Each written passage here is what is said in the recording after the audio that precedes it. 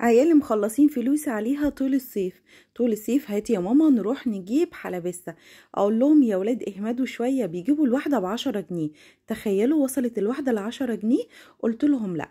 كنا قاعدين كده قصاد التلفزيون، قاعدين كده سهرانين، لقيتهم بيقولوا لي طب احنا عايزين نحلي ايدك بقى على كده على فلوس نروح نجيب حلبسة. الواحدة ب10 جنيه وكل واحد عايز 2، يعني احنا كده 2 في 5 بكام؟ ب10، 10 في 10 ب100 جنيه. ليه؟ علشان ايه؟ تعالوا نعملها في البيت من غير اي تعب ولا اي مجهود. في 5 دقايق هتعمليها وتحضريها وهتفرحي ولادك. كان عندي كده تفاح، وبصوا بقى يعني لولا الحظ دول اخر شوية تفاح عندي.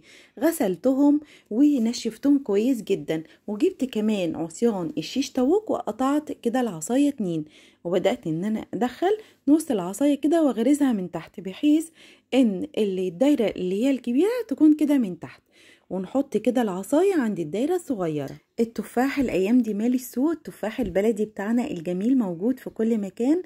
عايزه اقولك خليكي شاطره لما تيجي كده تجيبي التفاح وعايزه تعملي الحلبسه، هاتي التفاح الصغير. انت كده لما تيجي مثلا تجيبي التفاح هتقولك مثلا سعره كذا، قولي لها لا انا اخد الصغير ويرخصي كده معاها. انا كنت جايبه الكبير والصغير كان كله ببعضه.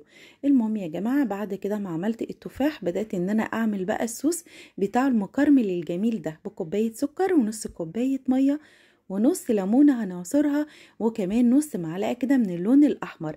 عندك لون احمر بودر، عندك جل، مش هتفرق، وقلبيه كويس وارفعيه على النار وسيبيه لمده 10 دقايق على ما يستوي ويبقى بالشكل الجميل ده. وابدأي بقى خدي كده كل عصاية بالتفاح ومشيها كده في الصوص الكراميلي بتاعك الجميل الأحمر بتاعك ده. فاكرين أيام زمان، أيام كده ما كنا بنخرج من المدرسة ونشتريها يا بنات، وكنا بنجيبها وبناكلها وبنبقى فرحانين كده ومبسوطين؟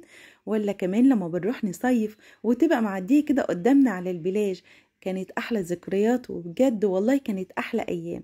مين فيكم فاكر الايام الجميله، ايام الدراسه، ايام الطفوله بتاعتنا، ايام كل حاجه حلوه؟ ياه كانت احلى ايام والله.